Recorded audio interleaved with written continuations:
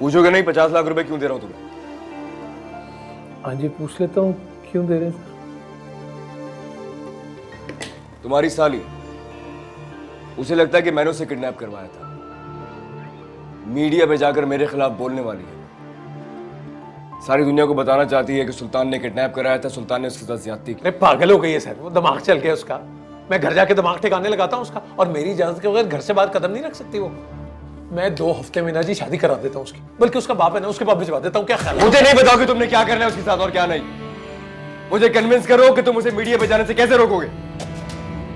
Sir जैसे आप कहो वैसे ही कर लेता हूँ। राशिद, मेरी बात गौर से सुनना। मेरा ताल्लुक बहुत इज्जतदार खानदान से है और हम लोग इज्जत के लिए जान दे भी सकते हैं और जान ले भी सकते हैं। तुम्हारी साली से मैं शादी करने जा रहा था। हमारे दरमियान स्टेटस का इतना बड़ा फर्क है, फिर भी अपनाना चाहता था मैं उसे, लेकिन उसे इज्जत और मोहब्बत रास नहीं आई। शादी वाली रात भागकर उसने ये साबित कर दिया है कि वो अच्छे किरदार की लड़की नहीं थी। देखिए, मैं माफी चाहता हूँ सुल्तान भाई, सर सुल्तान, मुझे एहसास है आपके जज्बात का। सर मैं यकीन दिलाता हूँ, मैं वादा करता हूँ वो जुबान नहीं खोलेगी आपके खिलाफ। उसके लिए बेहतर भी यही है। जा सकते हो तुम।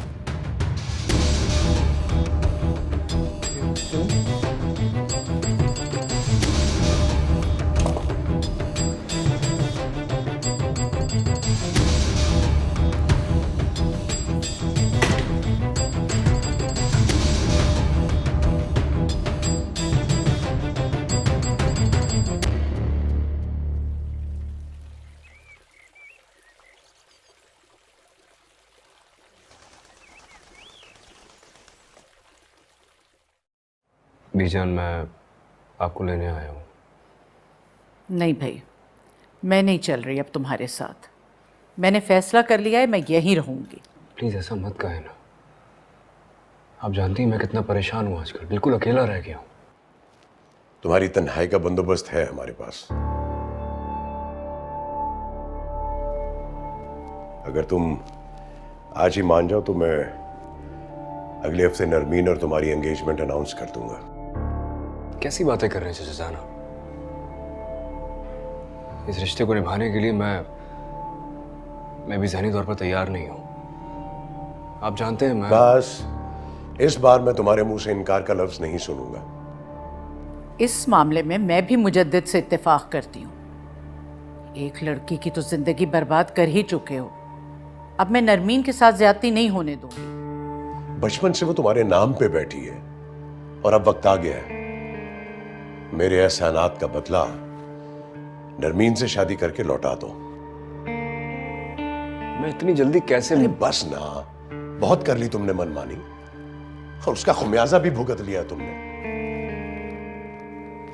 अब जो हम चाहेंगे तुम वही करोगे, क्यों भी जान?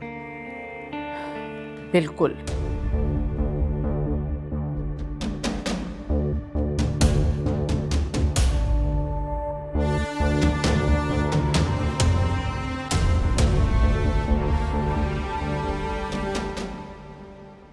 पागल नहीं है नगीन जो किसी पे तोहमत लगाए। उसने खुद अपने कानों से सुना है। सुल्तान ने इतराफ किया है कि उसने नगीन से बदला लेने के लिए सब किया है। बकवास कर रही है, झूठ बोल रही है। बकवास वो कर रहा है जिसने तुम्हारी जेबें भर के तुम्हें यहाँ भेजा है। क्या? एक बार कान खोल के सुन लो और अपनी माँ को भी बता दो। मेरी बहन अपने साथ होने वाली ज्यादती पे आवाज उठाएगी। सुल्तान जैसे भेड़िए को सजा मिलनी चाहिए ताकि वो कभी किसी लड़की के साथ ऐसा ना करे जैसा उसने मेरी बहन के साथ किया है। और ऐसे मौके पे अगर किसी ने उसका साथ ना दिया ना तो मैं दूंगी अपनी बहन का साथ। अच्छा, खबरदार जो एक लफ्ज भी तुमने अपनी आवारा बहन की हिमायत में निकाला ना तो मुझसे बुरा कोई नहीं होगा।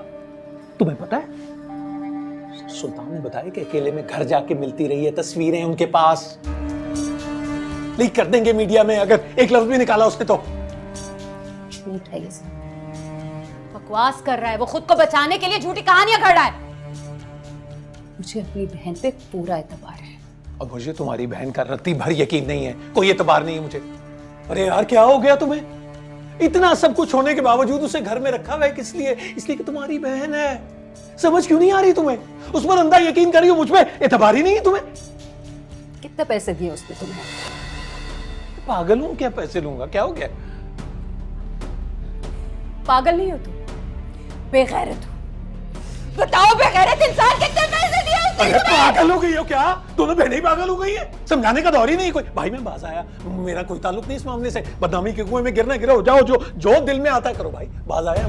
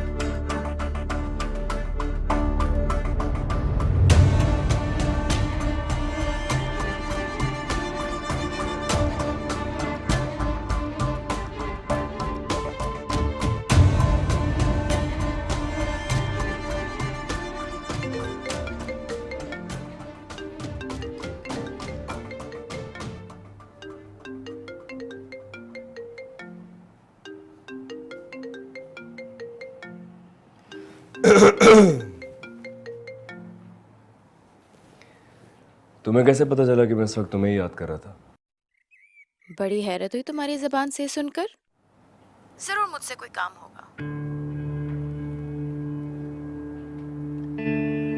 देखो मैं जानता हूँ कि तुम मुझसे नाराज हो, और होना भी चाहिए। मैं तुम्हें इतनी बार हर्ट जो कर चुका हूँ, लेकिन नरमीन यकीन जानो तो मैं अपने किए पे बहुत शर्मिंदा हूँ। मैं चाहता हूँ कि तुम भी अब मुझे दिल से माफ कर दो।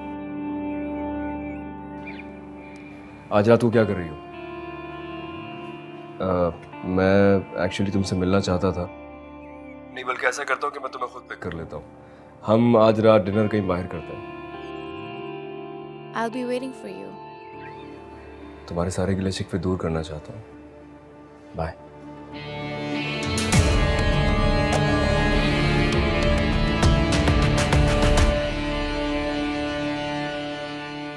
तुम कुछ दिन के लिए शहर से बाहर चली जाओ। अगर कहती हो तो मैं अब्बा से। अब्बा का नाम मत ले मेरे सामने। अगर आप लोगों पे इतनी ही बोझ हूँ तो बता दें, चली जाऊंगी यहाँ से कहीं दूर। तो मेरी जिम्मेदारी हो नगीन, जब तक मैं जिंदा हूँ तुम्हें इस घर से कोई नहीं निकाल सकता। तो मैं इसलिए कह रही थी कि तुम थोड़ा सा संभल जाओ और जो हुआ उसे भूल जाओ।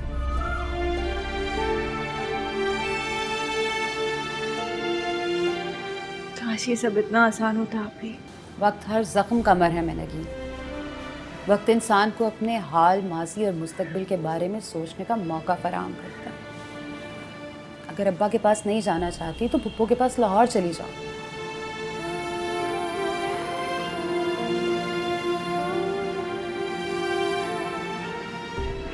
अगर आप ये चाहते हैं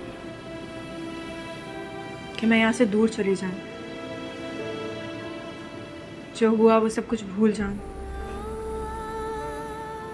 सुल्तान को माफ कर दूं,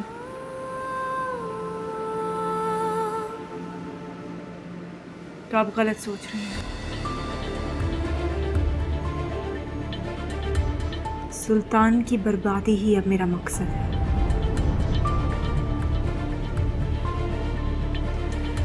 मैं कल ही प्रेस कॉन्फ्रेंस की एप्लीकेशन दूंगी। सुल्तान दुरानी का तमाशा अब पूरी दुनिया देखेगी।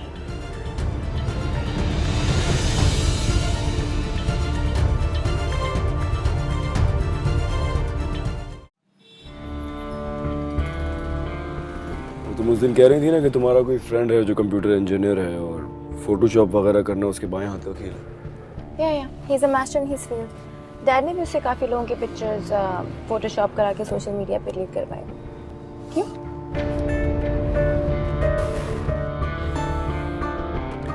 ये कुछ पिक्चर्स हैं। मैं इन पिक्चर्स को फोटोशॉप करवाना चाहता हूं, लेकिन अपने हिसाब से। तुम अपने फ्रेंड से बात कर लो, मैं तुम्हें समझा दूंगा।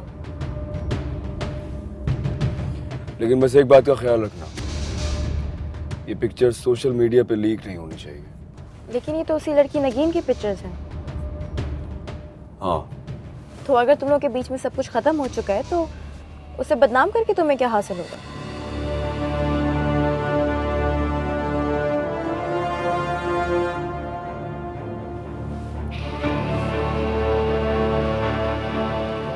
Okay, send them to me.